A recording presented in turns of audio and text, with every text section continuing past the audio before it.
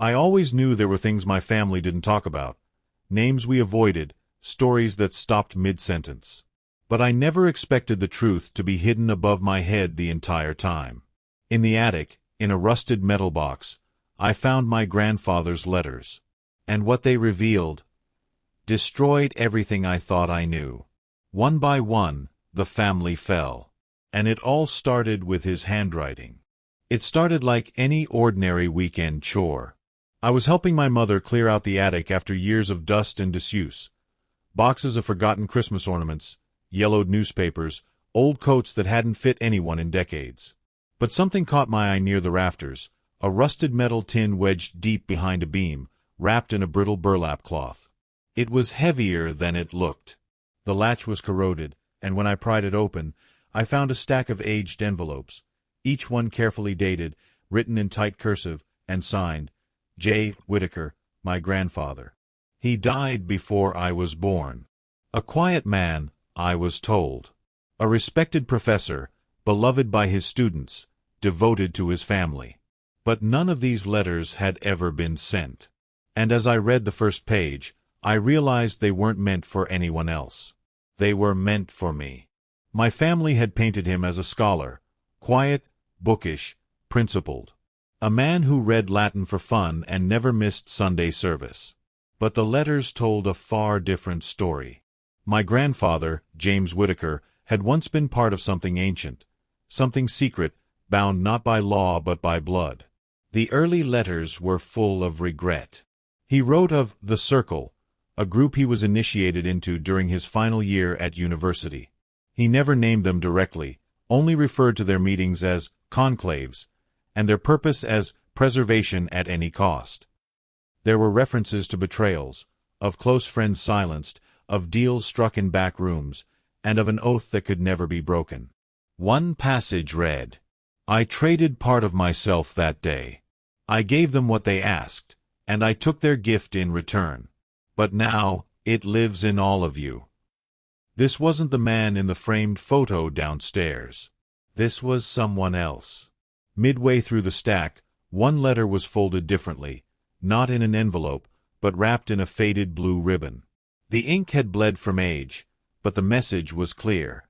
My grandfather had fathered a child outside the family, with someone he was never meant to love. Her name was never written, only her initial, L. The child, a daughter, had been born in secret, and immediately hidden away. She was light in a world that demanded shadows, he wrote. And I was told I must choose, the legacy or the life.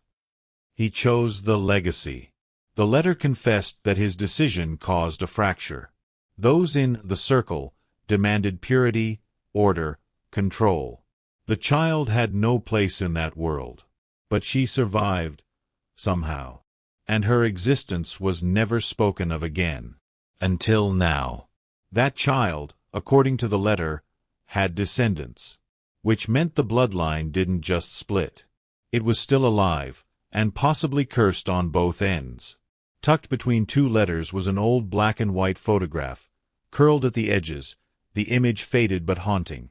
It showed a small house, nestled in dense woods, its shutters askew and roof half-collapsed.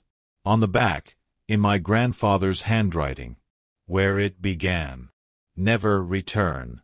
Ever. I'd never seen the house before, but the address scribbled beneath the warning led me to the northern edge of the county, land my family once owned but never talked about. I drove there. The house still stood. Inside, the air was thick with rot and silence. The floorboards groaned under each step. But what drew me in was the cellar. There, buried beneath the cracked concrete floor, I found remnants, burned scraps of parchment, bones that didn't quite look animal, and a ring that matched one my grandfather wore in his wedding portrait. Whatever happened here wasn't just forgotten. It was buried, deliberately. Toward the end of the letters, the tone grew darker, less like confession, more like warning. My grandfather described a pact struck long before his time, passed from one Whitaker to the next. It was never written in law, never spoken aloud, only upheld through ritual and obedience. One member of the family was always chosen. Not elected. Chosen. This person was marked in youth, taught the rules in shadows. Speak nothing, question nothing, protect the silence. In return, the family thrived. Illnesses avoided us. Fortunes remained. Power endured. But there was a cost, always a cost. And if the chosen broke the pact, even by accident, the entire line would begin to collapse. James was the chosen one of his generation. But somewhere in the letters, it became clear he had failed. And now, according to his final warning, the silence is broken, and the debt must be collected. I always thought the tragedies in our family were just bad luck. My aunt's sudden breakdown. My cousin disappearing on her wedding night. My father's quiet decline, the way he spoke to shadows and whispered names we didn't know. We called it the illness. Something inherited. Something inevitable. But my grandfather's letters told a different story. It started the year after he failed to keep the pact, the year he refused to make the offering. From then on, every chosen Whitaker began to unravel. First mentally, then physically, and then, if they lasted long enough, they simply vanished. Not dead. Not missing. Just erased. Like they never existed. Medical records were inconclusive. Photographs faded strangely over time. And in one chilling note, James wrote, "They do not die. They are taken back, piece by piece, as payment." The illness wasn't hereditary. It was punishment. At the very bottom of the box, beneath the worn parchment and crumbling ribbon, was a single envelope, thicker than the rest, sealed in blood-red wax stamped with a symbol I didn't recognize. My name was written across the front in my grandfather's handwriting. A letter he could have never known I'd one day find. Inside, it didn't begin with, "Dear." It began with, "If you are reading this, it has already begun." The letter was a final confession, and a plea. My grandfather had failed to maintain the silence. The burden was now mine. He warned me never to speak the truth aloud, never to reveal what I'd read, not even to those I loved. "Words have weight," he wrote, "and this truth is made of iron."